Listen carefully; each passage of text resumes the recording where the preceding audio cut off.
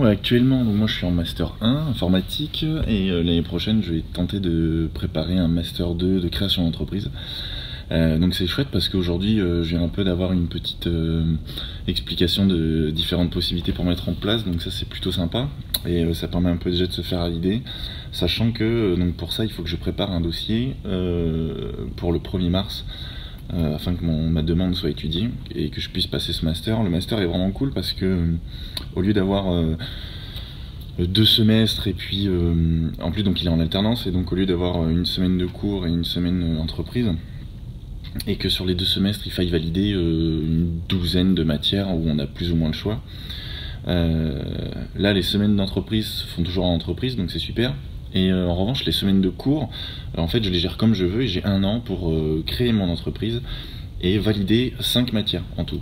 Et j'ai surtout accès à quasiment toutes les matières scientifiques des Master 2 de mon université, relatives à l'informatique de manière plus ou moins globale, donc c'est trop bien.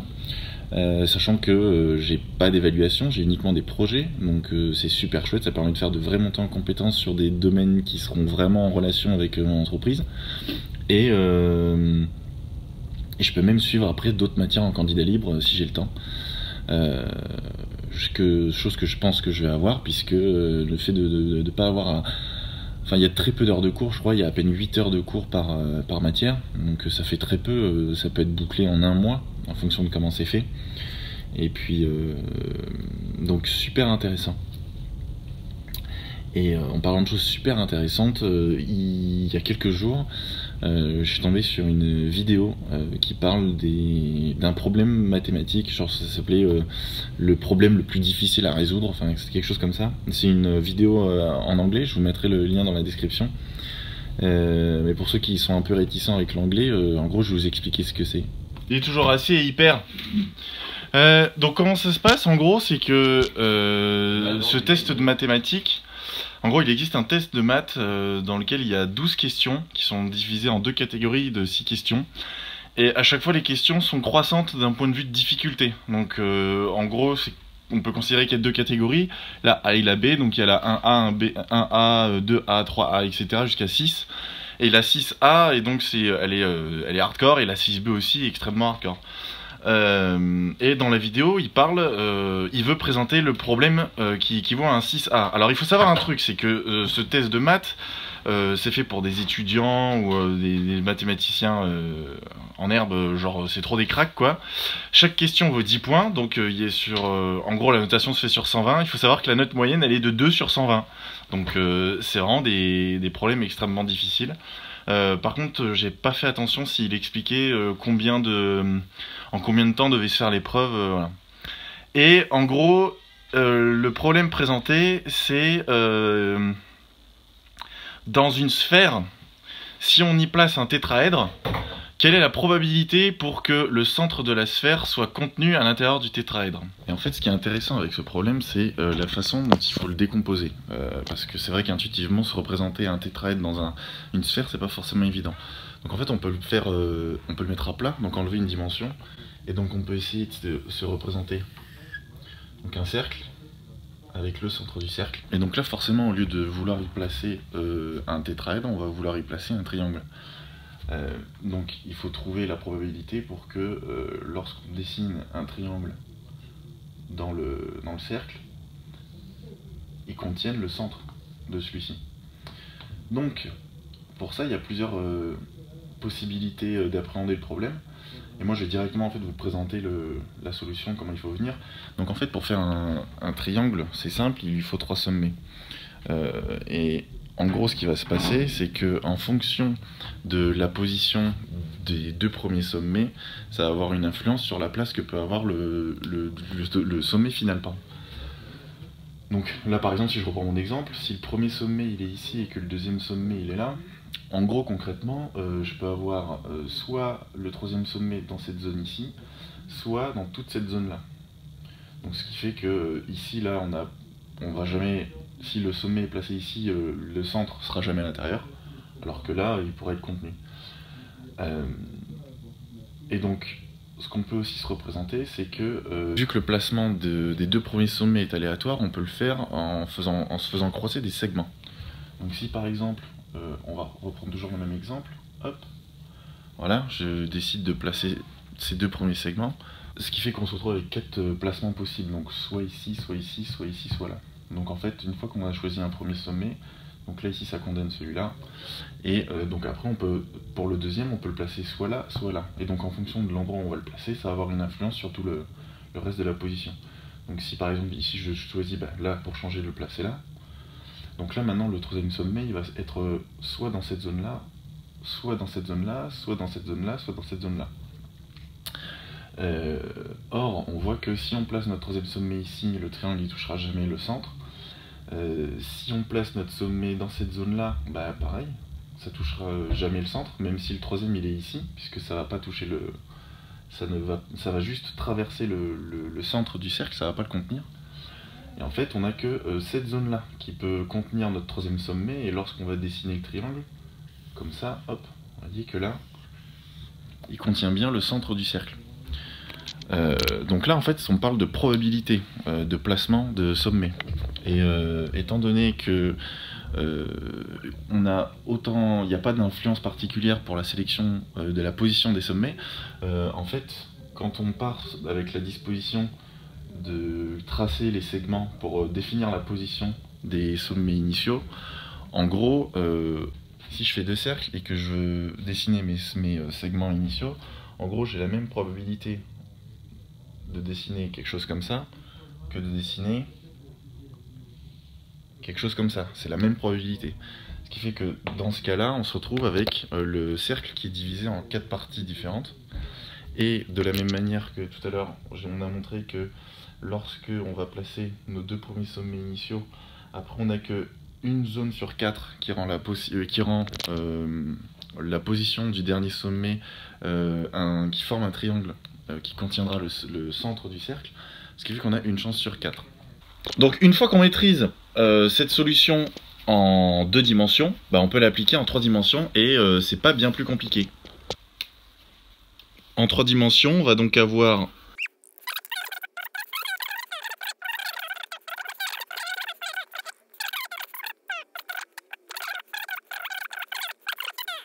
Est-ce que moi ça va se voir sur mon dessin? J'ai pas l'impression.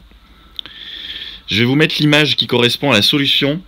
Et concrètement, en fait, étant donné qu'on rajoute une dimension, de façon assez intuitive, au lieu d'avoir une chance sur 4, il y a une chance sur 8. Et en fait, tout l'intérêt de ce problème mathématique, c'était finalement de montrer... alors dans la vidéo, il parle d'une beauté de solution. Moi, l'intérêt que je trouve au problème, c'est d'être capable de décomposer intelligemment l'exercice qui est posé afin de le simplifier, et donc là d'être capable de dire je vais d'abord me le poser dans une dimension en moins, vu que ce sera plus simple, et après je vois pour une dimension supérieure. Et je trouve que, en tout cas moi c'est comme ça que je l'ai vécu, on nous éduque pas assez sur ce genre de façon de penser, en tout cas au lycée et au collège aussi, de manière générale, dans le cycle primaire et secondaire.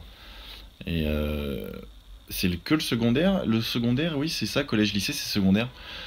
Je trouve que, en tout cas, moi, c'était le cas, on nous donne pas assez de pistes de réflexion pour apprendre à décomposer. Donc, de temps en temps, il y a des élèves qui vont avoir ce réflexe et puis cette intuition de savoir décomposer. Pour eux, ça va être logique. Moi j'ai un copain, à chaque fois qu'on parlait équation, lui il avait le graphe qui se dessinait dans sa tête. Il disait mais si c'est facile, regarde la courbe elle ressemble à ça, à chaque fois qu'on parlait d'une équation. Et je trouve que c'est bien d'avoir ce genre de réflexe, ça permet de mieux appréhender les problèmes mathématiques. Et voilà. Mais bon, j'ai besoin de toi Jean-Claude Duss. Bonsoir. C'est quasiment la fin de la journée pour nous, enfin pas vraiment en fait, il est relativement tôt. On va aller à la séance de 19h30, on va aller voir les heures sombres. On sent un entrain monumental. Alors, aujourd'hui, il y a Antonin, donc vous l'avez vu dans les anciens vlogs, et puis même sur d'autres vidéos. Antonin a relancé sa chaîne lui aussi, Et lui, C'est en cours, c'est en cours. si t'expliquais un peu ce que t'essayes de faire, ce serait quoi? Je sais pas. Alors il s'est J'ai envie donné... de faire des vidéos Ouais, depuis longtemps. ouais. Et comme YouTube, je vais faire une vidéo là-dessus d'ailleurs. Comme tout le monde dit, oui, il faut faire ces trucs qui te passionnent et tout ça, sauf que moi j'ai pas de passion particulière. Ok. Sauf que j'aime bien quand même faire des vidéos, créer des choses. Et donc du coup, bah, Ouais, c'est surtout créer des choses, parce que ouais. pour l'instant, créer des vidéos, même si t'en as fait un peu, à chaque fois tu me dis j'aime pas. Ouais. Genre là, il a fait... J'aime pas, c'est pas que j'aime pas les faire, c'est que j'aime pas ce que j'ai fait, le rendu. Voilà. Donc ça pose un problème. Parce qu'à chaque fois qu'il fait une vidéo, genre là je lui ai demandé, t'as fait ta vidéo aujourd'hui? Ouais. Et alors? Bah j'aime pas. C'est quoi que t'aimes pas? Bah je sais pas, j'aime pas. Il me dit moi je la regarderai pas. Je lui dis bah c'est dommage de publier un truc que tu regarderais pas. Mais Ah ouais, je je les sais publie pas à chaque fois. Donc en fait il a genre 1,5 TB de vidéos qu'il publie jamais. C'est pas intéressant quand même. Non. Et donc en fait on va aller voir Les heures sombres. Les Heures Sombres. Donc c'est le film qui a comme vedette Gary Oldman, donc Sirius Black, ou encore comment il s'appelle, le capitaine Gordon. Donc grand monsieur, et il joue donc Winston Churchill. C'est un biopic sur les moments le plus sombres, enfin un des moments les plus sombres, si ce n'est le moment le plus sombre de la Deuxième Guerre mondiale. Donc moi j'adore les biopics, j'ai adoré Theory of Everything, j'ai adoré Imitation Game, j'ai adoré Jobs, pardon, j'ai adoré Steve Jobs. Enfin de manière générale j'adore les biopics parce que souvent c'est sur des personnages qui sont très intéressants et le biopic en lui-même est très bien tourné, bien réalisé. Donc moi je suis hyper impatient de le voir, hein, hyper hypé. Donc voilà le délire, c'est que là nous on vous donne un peu notre a priori sur le film. Et si vous voulez savoir ce qu'on en aura pensé, eh bien il faudra aller voir sur sa chaîne, aller voir la vidéo en question. Et probablement qu'on fera beaucoup ce genre de choses. On fera des choses à deux, et puis il y aura ben, l'avis, l'avant ou l'après. Sur une. Voilà quoi. Pas un truc comme ça. Bien. À peu près. Et donc toi, ton a priori sur la situation? Moi, mon a priori, c'est que bah, les biopics j'aime bien sans plus parce que souvent, surtout là, sur ce film-là, c'est que des documentaires sur Churchill, moi j'en ai déjà vu plusieurs et donc du coup j'ai peur de rien apprendre de plus quoi. Comme c'est un biopic, t'es censé apprendre des choses même si t'as la réalisation etc. Donc j'ai peur de rien apprendre de plus. En plus c'est un drame, donc forcément moi, à la base, j'aime pas trop les drames. Parce que ça me divertit moins forcément. Même si j'aime bien aller voir les films d'horreur etc. J'aime pas trop les drames. Du coup ça me donne moins envie d'y aller. Mais après ça peut quand même être un bien film, un film bien. Un bien film. Si, super. Voilà. Donc voilà, c'est la fin du vlog. Est-ce que c'est la fin du vlog? Oui. C'est la fin du vlog, donc je vous invite à aller donc, sur la chaîne d'Antonin qui est dans la description depuis le début de tous mes vlogs en fait je crois, t'es tout le temps dans la description il me semble. Donc allez sur sa chaîne, donnez-lui un peu de soutien et je vais peut-être faire une vidéo. Peut-être. Voilà. Et puis non mais ça peut être bien d'avoir des retours autres que le mien. Sûr. Tes vidéos. Ouais.